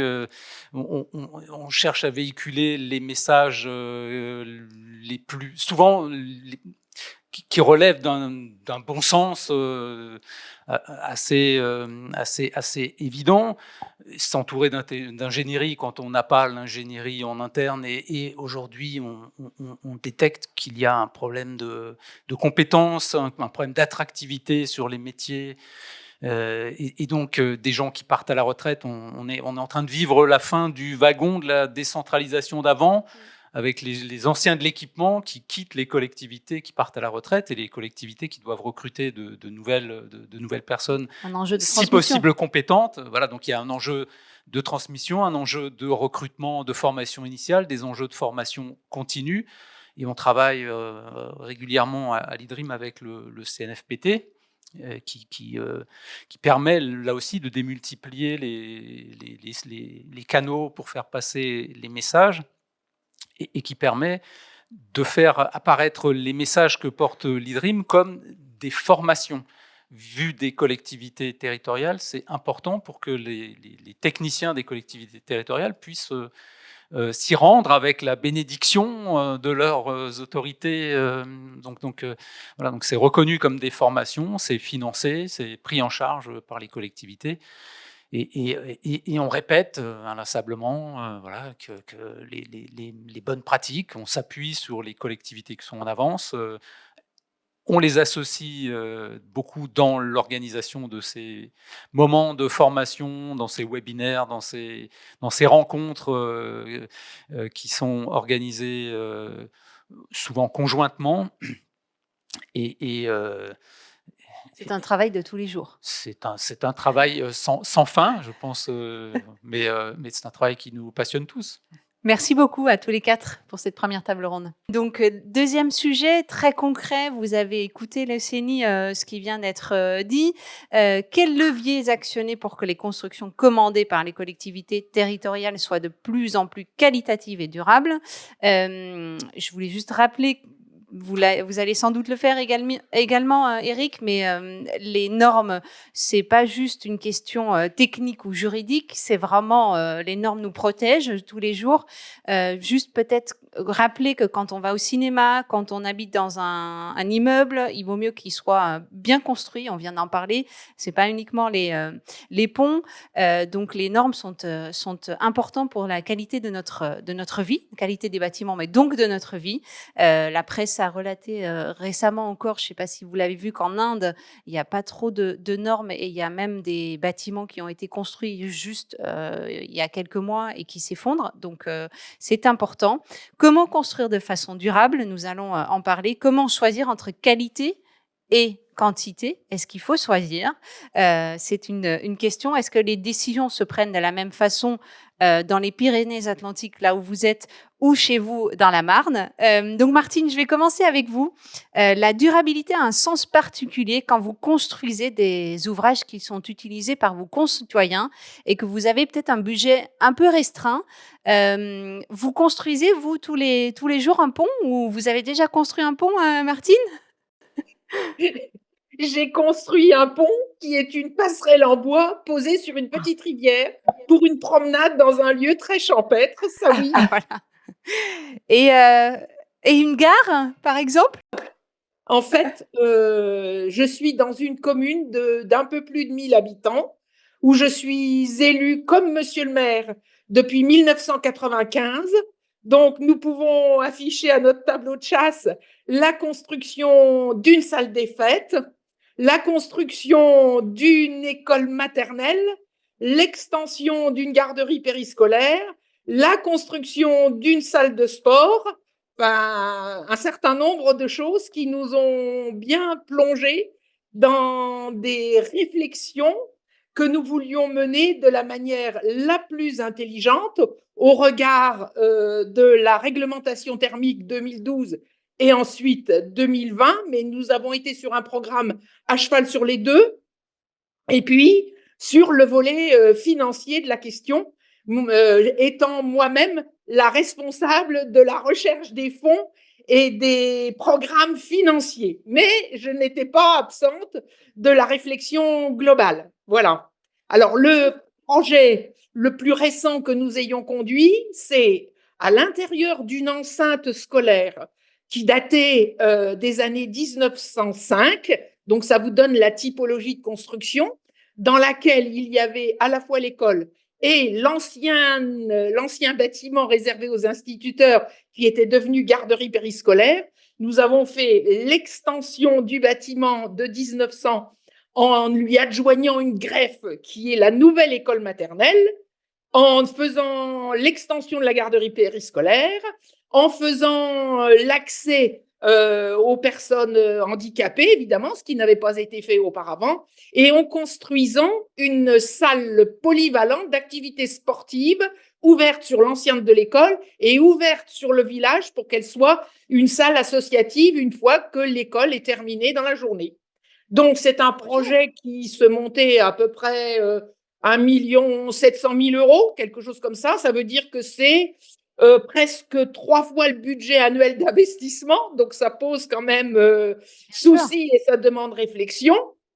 Ça exige un vrai travail de recherche. Et par ailleurs… Justement, vous pouvez nous décrire ce projet, ce travail de recherche? Comment vous faites? Parce qu'évidemment, c'est des investissements extrêmement importants à l'échelle de la commune. Comment vous faites? Qu'est-ce que vous lisez? Comment? C'est très facile. Quand on a une petite expérience d'élu, on se dit on commence au plus haut. L'Europe, après on descend au niveau de l'État, après on descend au niveau de la région, après on descend au niveau du département et enfin on arrive à la communauté d'agglomération et puis ensuite il y a l'autofinancement de la commune. Voilà. Ça me paraît pas facile. Vous le dites bien, mais ça me paraît pas facile.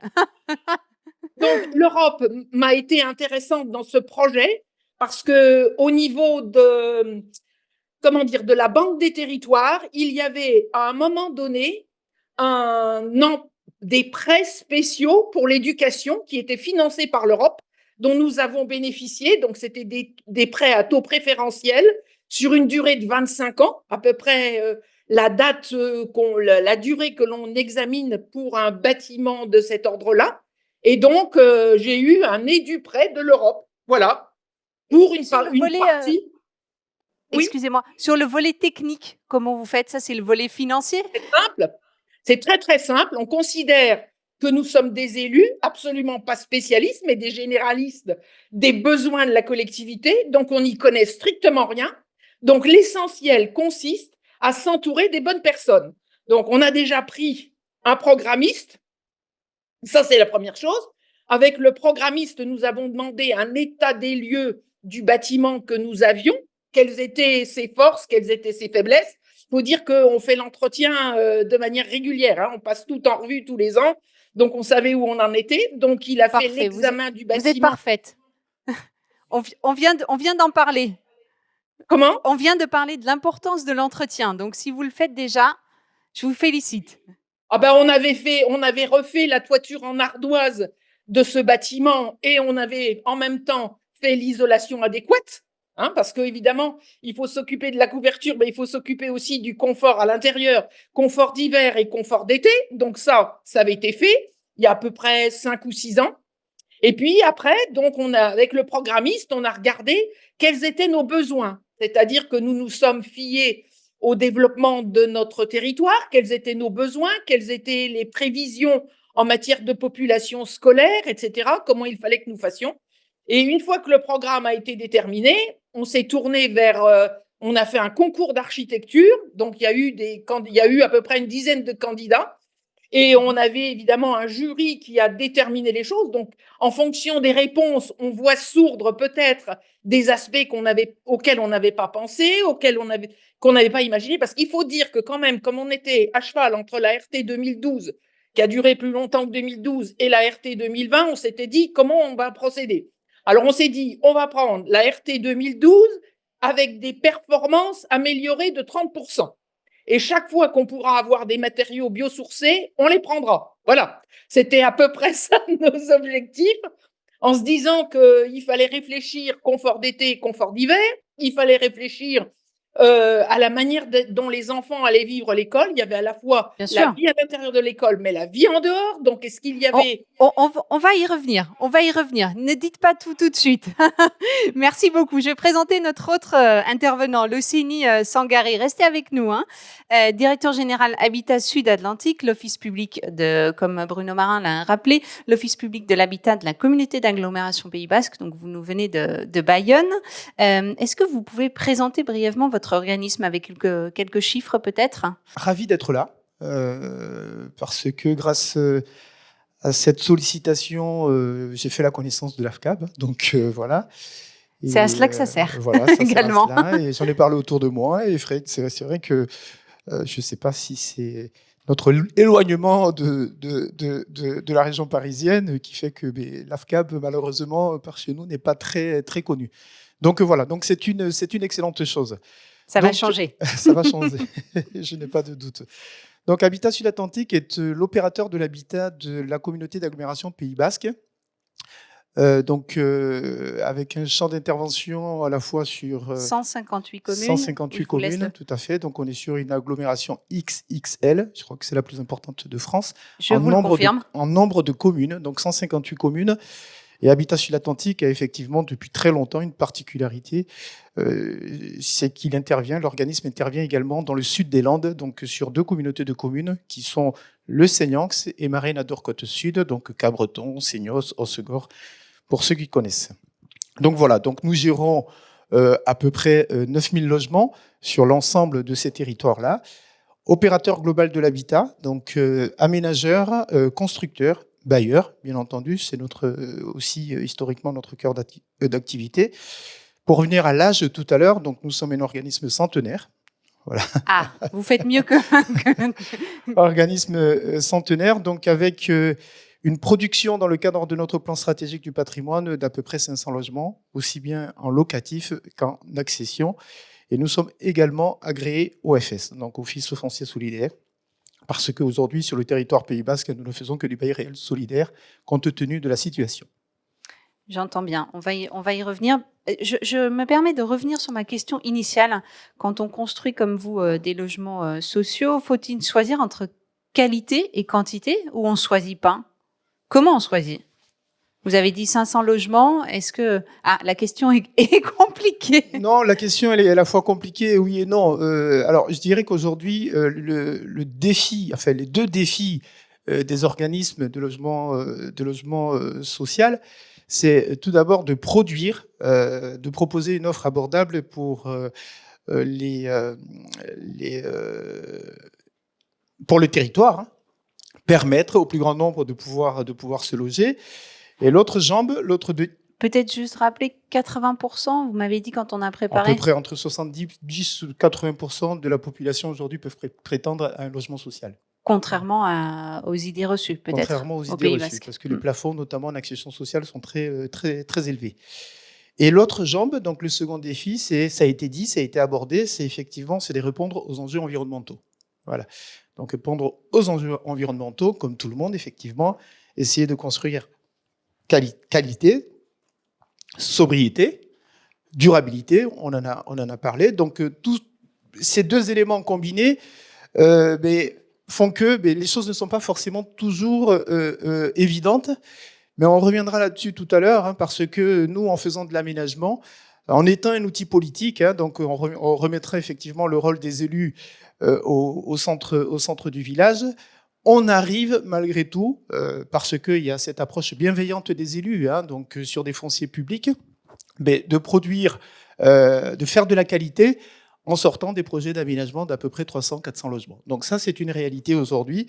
Donc pour répondre à votre question, les deux peuvent être combinés, mais il est également vrai que quand on intervient aujourd'hui sur des acquisitions réhabilitation à l'intérieur du Pays Basque ou même dans des centres anciens, là effectivement, l'équation s'avère quelquefois un peu délicate parce que voilà, le contexte fait que les organismes HLM ont été fortement ponctionnés depuis la fameuse réduction des loyers de solidarité.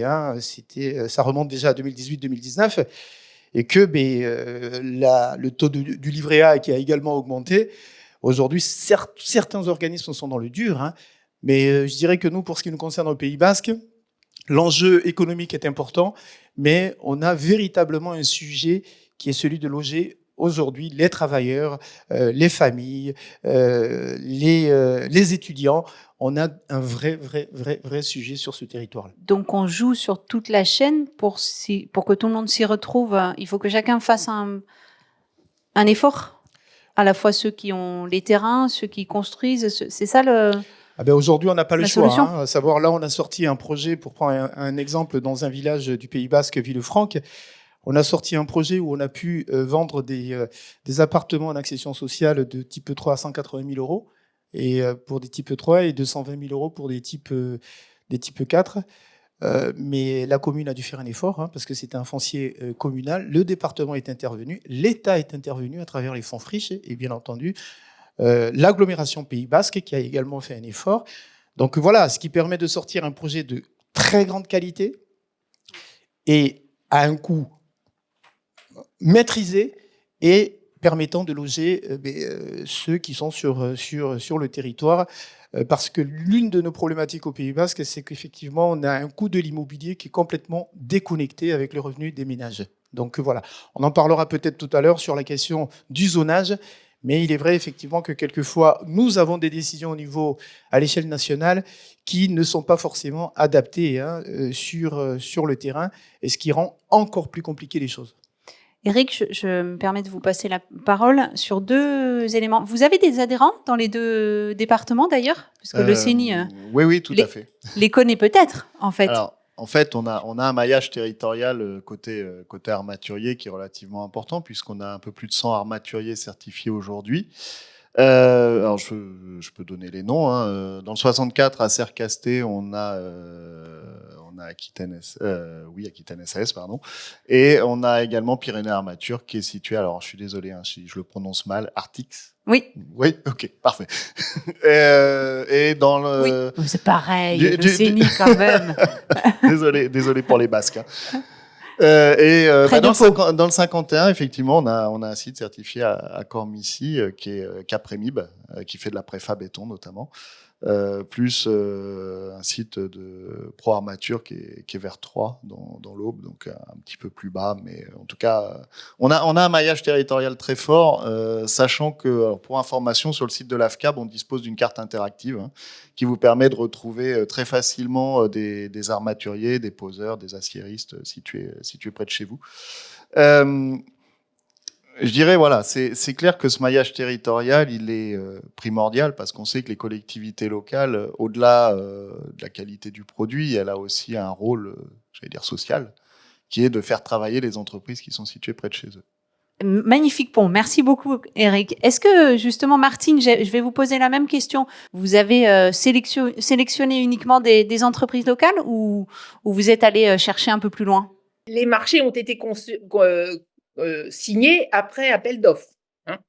Mais lorsque nous avons dépouillé les appels d'offres et regardé les sommes induites, qui étaient quand même assez importantes, vous savez qu'aujourd'hui, on n'est plus obligé de prendre l'entreprise la moins disante, on est obligé de prendre l'entreprise la mieux disante.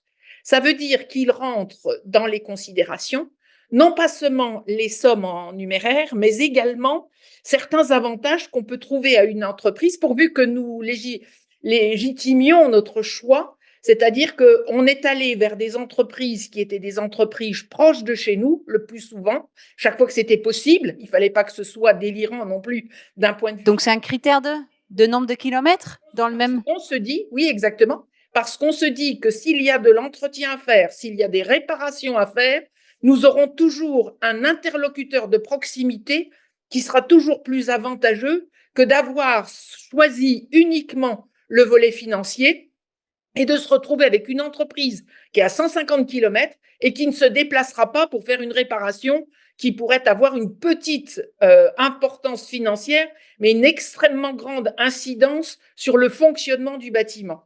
Donc, c'est un peu ça que nous essayons de regarder, parce qu'il faut que nous pensions fonctionnement du bâtiment et entretien du bâtiment. Vous avez plusieurs paramètres ou donc critères de proximité? Il y a des critères de certification également, le sérieux, vous jugez le sérieux de l'entreprise? Alors, le sérieux de l'entreprise, évidemment, il y a toute une législation autour de cela. Et c'est évidemment au cabinet d'architectes de vérifier et à l'assistant à maîtrise d'ouvrage, parce que lorsque nous avons construit dans l'enceinte de l'école tous ces bâtiments que je vous ai décrits, il y avait un cabinet d'architecture, un assistant à maîtrise d'ouvrage, un cabinet d'études thermiques et un ingénieur béton. C'est-à-dire que nous avons fabriqué une équipe, parce que vous vous doutez bien qu'on ne fait pas ce genre de projet tous les matins dans nos communes, que nous ne sommes pas des spécialistes, nous ne sommes pas des experts. En revanche, nous sommes des élus responsables avec un niveau d'exigence et nous avons à mettre en place les équipes qui vont répondre à nos attentes et sur lesquelles nous allons pouvoir nous appuyer. Ça me paraît de l'ordre de l'évidence. Et vous, Lucini, la préférence locale? Le projet d'aménagement, on est sur des volumes de 70 millions d'euros. Donc, là, les entreprises viennent d'un peu partout. Déjà, même au niveau de la conception, vous avez des architectes, des groupements qui arrivent d'un peu partout en Europe. Donc, mais ça met au cœur du dispositif la question de la compétence de nos équipes en tant que telles. On a beaucoup parlé d'expertise, hein, parce que quand on part sur de la conception-réalisation, quand on parle sur du dialogue compétitif, effectivement, on va s'entourer d'experts, mais il faut d'abord qu'en interne, au sein de nos organismes, et on a de la chance, nous, organismes HLM, depuis un certain nombre d'années, d'avoir, on a parlé tout à l'heure des départs à la retraite des équipes, des anciens, entre guillemets, de la DDE, aujourd'hui des DTM, mais on a au sein de nos organismes effectivement des experts, certains d'ailleurs qui faisaient partie de ces équipes-là, qui ont muté, et qui sont intégré. arrivés, hein, qui étaient des fonctionnaires, on a encore des fonctionnaires territoriaux, hein, qui étaient la fonction publique de l'État pour venir chez nous. Et donc voilà, on a cette chance-là. Non, pour répondre à votre question, les structures, ce sont les marchés effectivement le respect de la commande publique, avec des seuils quelquefois européens et qu'il faut respecter. Et on a de la chance, pourquoi? Parce que mon voisin disait tout à l'heure qu'on a la chance, ou quelqu'un le disait avant aussi, d'avoir en France cette expertise, des entreprises qui travaillent bien. Et sur le territoire Pays Basque, on a des groupes familiales, hein, donc de grosses structures, la Pix, Echar, Duald, qui arrivent quand même à proposer des offres qui permettent effectivement d'être retenus et donc qui font le travail. Mais bon, voilà, on ne peut pas indiquer aujourd'hui, on n'a pas le droit d'utiliser cette préférence locale, mais très souvent, 80-90% du temps, je pense que les entreprises situées dans le 64, voire en Nouvelle-Aquitaine, sont retenues pour ces chantiers-là. Justement, il y a une initiative intéressante de la Fédération du BTP dans votre département. Vous en faites partie également. Son nom est Accord pour attribution par le critère de l'offre responsable. Vous pouvez nous expliquer Alors ce voilà, concept? ça va abonder dans le sens de ce que disait Madame Boutillade tout à l'heure, c'est-à-dire que aujourd'hui, ce dont on se rend compte, c'est que nos organismes HLM, on a parlé de quantité et de qualité tout à l'heure, c'est que très souvent, on était sur des critères prix à 60, 70, et le critère, la valeur technique en tant que telle, était faiblement notée. Donc, il y a eu ce changement de cap. Hein. Alors, moi, je suis directeur général depuis maintenant 6 ans. Hein. J'ai grandi dans cette entreprise. Je suis rentré en tant que stagiaire et voilà, ça fait 25 ans que je suis au sein de l'entreprise. Donc, on a travaillé ensemble pour voir de quelle manière on pouvait, sur cette idée toujours de qualité, parce que le critère technique repose effectivement sur cette qualité-là, pour réduire comment dirais-je, la valeur, le critère prix, et faire monter un peu en puissance le critère technique. Et donc, nous nous sommes rapprochés de la Fédération du bâtiment, avec qui nous avons travaillé à mettre en place, comment dirais-je, un critère, alors qui fait partie de la notation dans ce bloc critère, donc accord, attribution par le critère de l'offre responsable. Cette offre responsable va prendre en compte un certain nombre de données, de distance, de formation des équipes, de RSE, et qui permettra, je dirais, de valoriser, entre guillemets, toutes ces entreprises qui font des gros efforts en termes de formation, en termes de certification. Et c'est une réussite. Et là, depuis 2 ans, nous essayons de nous réinventer encore, parce qu'on pense que ce critère accord aujourd'hui ne permet plus de différencier de manière qualitative. Donc, nous sommes en train de travailler avec la Fédération du bâtiment 64 pour redéfinir les nouvelles conditions de ce critère accord. Éric, est-ce que la qualité coûte plus cher? Est-ce que c'est une question qu'on pose aux adhérents? Ça a un coût pour celui qui se fait certifier, qu'il peut récupérer par la diminution de la non-qualité. Mais globalement, pour l'utilisateur final, il n'y a pas d'impact réel. Oui, donc c'est vraiment le budget global, sur l'ensemble de la durée de vie du bâtiment ou de l'ouvrage qu'il faut prendre en compte. C'est certain, parce que, en gros, un bâtiment, c'est conçu sur une durée de vie de 50 ans. Un génie civil, on est à 100 ans, à peu près. C'est l'idée, en tout cas, de la conception. 100 ans. Alors, ça ne veut pas dire qu'au bout de 100 ans, on met tout par terre et on démarre.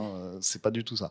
Mais l'idée aujourd'hui, et Madame Boutillal disait très bien, c'est de savoir bien s'entourer, notamment avec l'assistance à maîtrise d'ouvrage.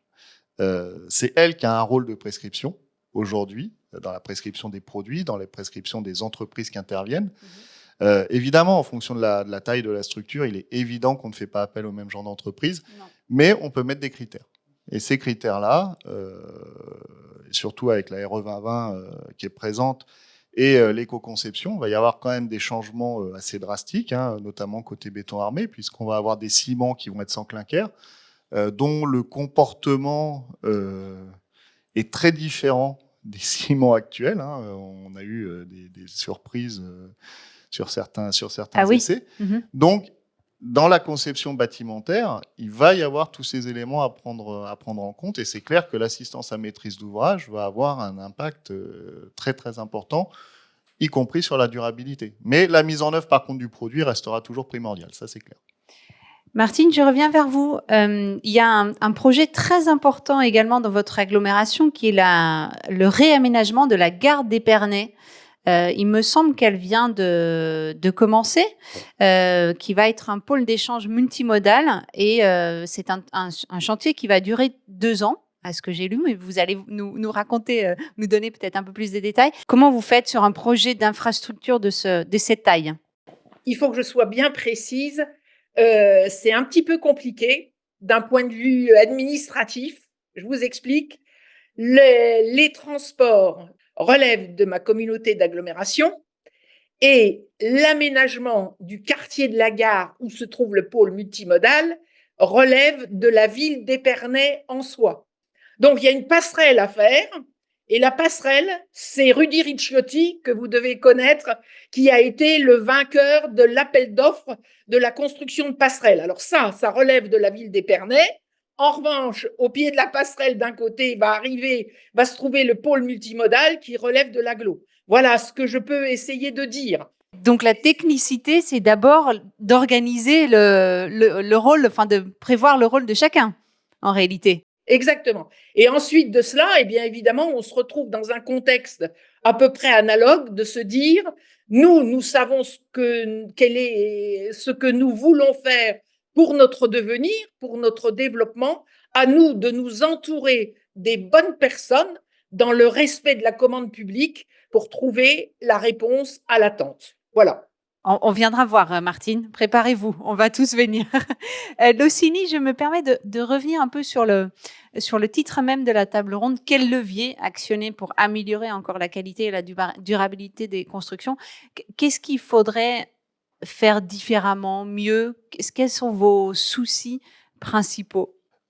Nous, le choix qu'on a fait, nous, en tant qu'opérateurs, c'est le choix de la certification de l'ensemble de nos produits. Parce que je suis convaincu que quand on s'inscrit dans ces démarches-là, on va chercher le plus, on va chercher des experts, des gens qui ont une prise de hauteur et qui ont suffisamment d'expertise sur d'autres projets pour nous accompagner. Voilà. Pendant longtemps, on a plus choisi le prix que la qualité des ouvrages.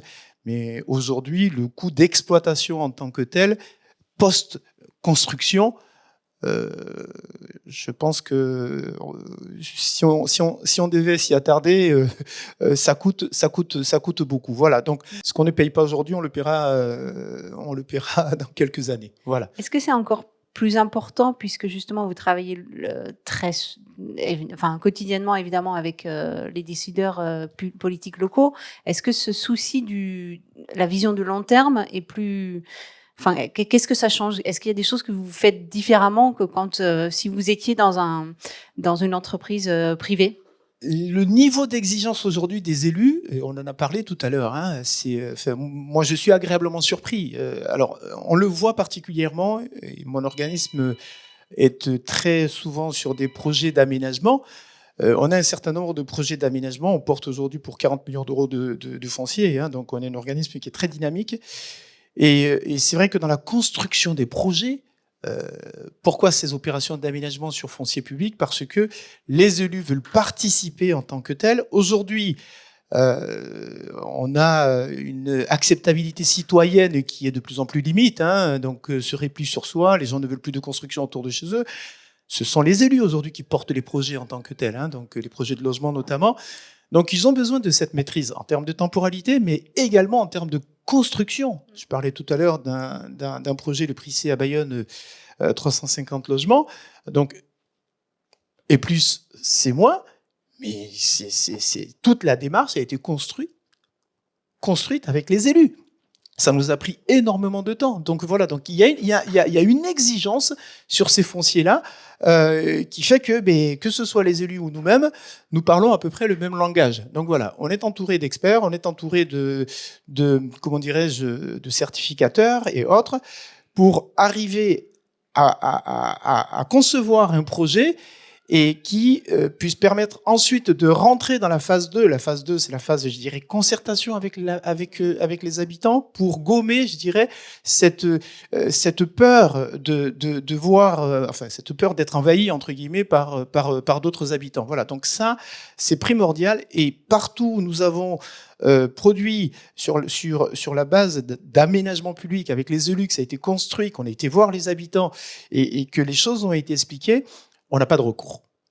Voilà, c'est bizarre. Donc voilà. Donc c'est véritablement un schéma que nous on essaie de développer de plus en plus avec les élus qui ont pris ce parti, et ça prend plus de temps. C'est plus chronophage, mais je pense que c'est Vous utile et gagnez nécessaire. du temps Tout à fait. sur toute la durée de vie. Eric, qu'est-ce que ça vous inspire, cette recherche, ce témoignage qu'on vient d'entendre sur la recherche de qualité, de certification? Vous avez, par exemple, avec la CAPEB, vous avez fait un livre blanc spécifique, enfin un guide pratique spécifique sur l'habitat individuel. Maison Est-ce individuelle. qu'il y a besoin d'avoir un accompagnement spécifique pour des offices publics Alors, c'est un ou sujet. des communes C'est un sujet, je pense qu'on peut en parler pendant des heures, hein. La construction, la maintenance, sont des sujets primordiaux. Par exemple, vous parliez de tout ce qui est entretien. Je pense que le BIM sera un outil demain qui suivra de la conception jusqu'à la fin de l'ouvrage. Donc ça, ce sont des projets qui seront très importants. Effectivement, on a Juste pour ceux qui ne connaissent pas, enfin, je pense qu'il y en a dans la salle. alors, pas. le BIM, juste en pour- gros, c'est un outil informatique qui va permettre de suivre la construction d'un ouvrage, alors bâtiment, génie civil d'ailleurs, hein, de sa phase de conception jusqu'à sa destruction, en gros. Martine, vous connaissiez? Oui, j'en avais entendu parler. En tout cas, voilà, il y a des outils informatiques. On a considéré que le bâtiment était très en retard et que le BIM serait la révolution du 21e siècle pour le bâtiment. Alors, ça prend à première vue un peu plus de temps que prévu, la révolution, mais c'est ainsi. Non, effectivement, on a rédigé un guide avec la CAPEB sur la construction des maisons individuelles, c'est-à-dire la bonne pratique de la mise en œuvre des armatures. Il est probable que ce guide sera suivi, on l'espère, par un second d'ici quelques mois. Mais donc, il faut un guide pour les écoles, il faut un guide pour les établissements recevant du public. Parce qu'il faut simplifier, il ne faut pas en avoir. C'est assez complexe, c'est-à-dire qu'aujourd'hui, dans le bâtiment, il y a des normes qui existent, hein, qu'on appelle les DTU, qui sont les normes de construction, qui font référence, mais elles font souvent référence après, c'est-à-dire au moment où on commence à arriver au dommage.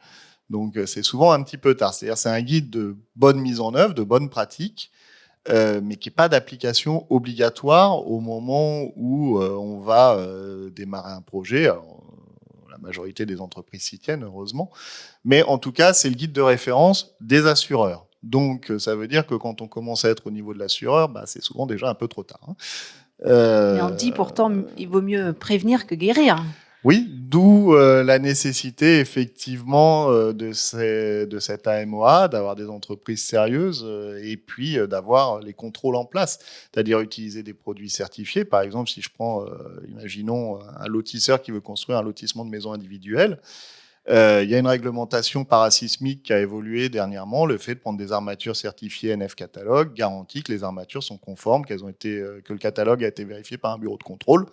On parlait des essais, sur le sol, c'est-à-dire qui ont été rendus obligatoires, géotechniques qui ont été rendus obligatoires. Ça, c'est une véritable avancée. Alors oui, ça a un coût. Au départ, pour l'utilisateur, c'est un coût. Mais au final, y a des fois, ça va induire des modalités constructives où finalement, peut-être que l'utilisateur final ne serait pas parti dans ce projet de construction si il avait connu ça dès le départ. En tout cas, il y a des vrais sujets aujourd'hui sur la construction, sur la qualité des produits mis en place, sur leur mise en place en tant que telle. Il est évident qu'on ne peut pas appliquer les mêmes dispositions quand on parle d'une école, même si, d'une petite école, et la construction d'un énorme collège. C'est-à-dire que les entreprises qui interviendront ne seront pas les mêmes. Donc, la qualité du produit, le bon produit, toujours à la bonne place et bien mis en œuvre, en fait. On y revient toujours. Et la bonne personne, Martine, non, la bonne personne aussi, savoir bien s'entourer. Moi, j'ai l'impression que c'est pour vous le maître mot d'un bon projet, c'est de savoir bien s'entourer.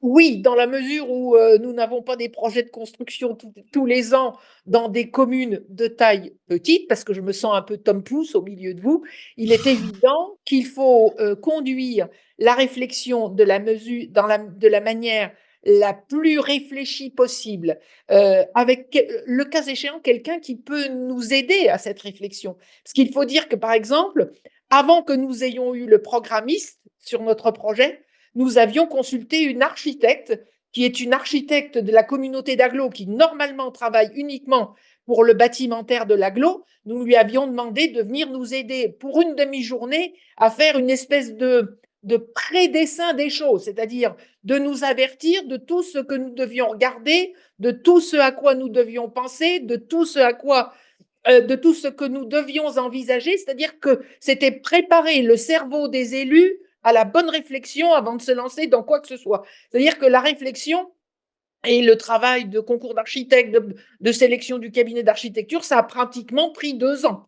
Après, on a été ennuyé par le Covid, etc.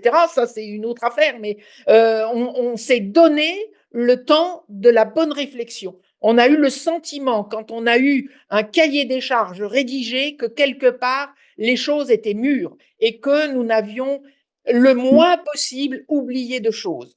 Parce qu'il faut se dire que quand même, ce qu'il y a de singulier dans ce projet de construction que nous avons greffé sur une école qui datait de 1904, c'est que nous avons détruit une école maternelle qui datait de 1970. L'école maternelle de 1970 avait une toiture en shingle, ça induisait une charpente particulière qui ne résistait pas à grand-chose en dehors du shingle. Nous avions eu une construction tellement originale qu'il y avait des marches à l'intérieur de la salle de motricité de l'école, donc pour l'adaptabilité. Et le petit garçon qui avait une patte cassée en revenant du ski ou quelque chose comme ça, eh ben, il fallait le laisser dans un coin de l'école. Donc nous avons dû détruire quelque chose de 1970 pour refaire une école qui coûtait quand même cher et dont nous nous sommes dit, il faudrait que nous soyons aussi exemplaires que ceux qui ont construit en 1904 et dont nous avons pu faire la réhabilitation, le toit d'ardoise, l'isolation, changer les fenêtres, isoler, etc. Là, il y avait quelque chose qui nous interrogeait bigrement. Ça a induit des choses en se disant, mais comment est-ce que nous avons pu faire dans les années 70 ? Ah oui, j'ai oublié de dire qu'on était... Je pense que vous êtes d'accord avec le CINI. On avait des grille-pains à faire des tartines pour toute une armée. C'était phénoménal ce que nous dépensions en électricité pour un chauffage qui n'était pas satisfaisant. Donc la préparation est clé dans ce genre de projet. Enfin, je vais faire un parallèle avec le sport. En cette année des JO encore, la préparation est clé. Est-ce qu'il y a une question dans la salle, puisque nous arrivons quasiment au bout de ces échanges, et je vais bientôt passer la parole à Bruno Marin pour un mot de conclusion. Mais s'il y a une ou deux questions courtes, si vous pouvez. On entend souvent dire qu'il y a trop de normes et que notamment pour les petits entrepreneurs, c'est aussi pour les agriculteurs, enfin on a beaucoup entendu qu'il y a trop de normes et on entend aussi que finalement ces normes, elles sont absolument indispensables pour assurer la qualité. Ouais. Et comment on pourrait solutionner ce dilemme-là ? Est-ce que finalement, mieux de normes, ça serait pas mieux que supprimer les normes ? Une réaction ? Moi, je ne vais pas aller plus loin en disant simplement que je suis en phase avec vous. C'est vrai qu'aujourd'hui, pour nous, professionnels, je fais revenir tout à l'heure au fameux projet donc de la Citadelle, qui nous conduit à déconstruire 250 logements pour en produire plus de 600. Donc là aussi, ça a été, je me permets de revenir peut-être au début du débat quand on parle de quantité et de qualité.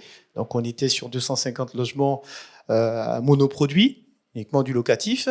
On a souhaité s'engager dans un projet très vertueux et pour répondre aussi à la première jambe, au premier défi, donc loger le plus grand nombre.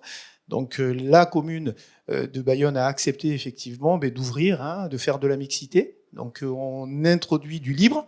Donc on va permettre également à la promotion privée de venir nous aider à assurer cet équilibre général pour faire un projet magnifique qui puisse nous permettre de faire du logement inclusif. Attention, ils vont tous venir aussi visiter. Non, mais voilà, donc c'est vraiment l'intelligence collective dont on a parlé tout à l'heure. Et il est vrai que les normes aujourd'hui s'empilent. Les normes environnementales, les normes techniques du bâtiment. Donc, mieux de normes nous permettrait d'aller beaucoup plus vite. Alors, mieux de normes, quand on dit trop de normes, ça ne veut pas dire qu'il faut stopper. Voilà, ça veut dire qu'aujourd'hui, est-ce qu'on ne pourrait pas imaginer imbriquer les choses de manière un peu plus efficace ? Le mot d'ordre étant l'efficacité, donc peu importe le contenu, je dirais, pourvu l'ivresse. Il faut qu'on soit efficace, qu'on puisse aller vite, mais tout en faisant de la qualité. Donc tout en fait en phase avec vous, monsieur. Eric ? Oui, je pense qu'il y a déjà la confusion entre la norme et la réglementation. Ça, c'est un vrai sujet. Hein. Les normes, effectivement, on en a énormément. Je crois que 99% ne sont pas d'application obligatoire, quand on parle de normes. Hein. La réglementation, effectivement, c'est autre chose. Madame Boutilla, tout à l'heure, parlait un peu du millefeuille déjà géographique entre les collectivités, les mairies, etc. Il faut quand même savoir qu'il y a des fois des réglementations locales qui sont en opposition aux réglementations nationales. C'est un témoignage très concret, c'est vrai. C'est malheureusement très vrai. Ouais. Et pas isolé. Non, pas isolé. Il y a des pays où la réglementation nationale fonctionne très bien, même chez nos voisins, c'est-à-dire qu'ils fixent des règles dans leur réglementation avec des certifications obligatoires. Ça marche très très bien. C'est très bien géré. Hein, si on prend nos amis allemands, par exemple, pour pas les citer, où la certification de certains produits et la vérification de leur conformité aux normes est obligatoire. Ça pose aucun souci. C'est un gros pays aussi. Hein. Je pense que effectivement, il y a. Et puis, si on prend le cas du génie civil, le fascicule 65 s'applique sur tous les ouvrages d'art. Ça pose pas de problème. Donc, en soi, la réglementation bien conçue, et ça on est tout à fait d'accord là-dessus, bien conçue, peut être un outil très efficace. Alors, merci à toutes et à tous pour ces échanges passionnants et surtout, j'ai pris pas mal de notes aujourd'hui, et surtout pour la masse d'informations et d'expériences échangées. Alors tout cela, ça va effectivement permettre de mieux nous connaître pour mieux travailler ensemble. Hein. Donc j'en retiens 3 principaux points. Donc premièrement, nous, professionnels et associations représentatives, on peut être des centres de ressources documentaires pour les donneurs d'ordre. On a bien vu qu'effectivement, il fallait s'entourer des bonnes compétences, des bonnes personnes. Donc centre de ressources documentaires pour les donneurs d'ordre, comme les collectivités territoriales, on a vu qu'ils représentaient une masse importante dans les marchés. Donc nos guides et nos études sont autant de ressources qui sont à la disposition de toutes et tous et qui vont permettre de vous tenir informés des dernières innovations et comme de se former tout court pour l'ensemble des professionnels. Donc, à nous de les diffuser, de les partager et de les présenter le plus largement possible. Deuxièmement, nous pouvons agir comme conseil, mais aussi accompagner les collectivités pour développer les bons réflexes, entre autres le recours aux certifications, et pas seulement aux certifications, mais aux produits certifiés. Troisièmement et enfin, on a la chance en France, et Éric Cagnac l'a rappelé, d'avoir un maillage territorial de professionnels du bâtiment suffisamment dense, qualitatif et fourni pour que le recours à des plus hauts standards comme la certification ne coûte pas plus cher et soit aligné avec les prix du marché. Donc j'espère que tous ces échanges seront une humble contribution pour permettre d'enrichir les débats sur la décentralisation de la construction, le thème de notre table ronde d'aujourd'hui, et d'en faire un levier pour des constructions toujours plus qualitatives et plus durables. Alors, nous sommes ravis de vous avoir tous réunis ici. Nous sommes bien sûr à votre disposition, toute l'équipe de l'AFCAB, la direction technique de l'AFCAB, pour prolonger ces échanges, partager les travaux des uns des autres. Un grand merci à vous tous, au nom de l'AFCAB, et au plaisir de vous accueillir lors de nos prochains événements à voir. Et merci à Anne-Lotte d'avoir animé le débat.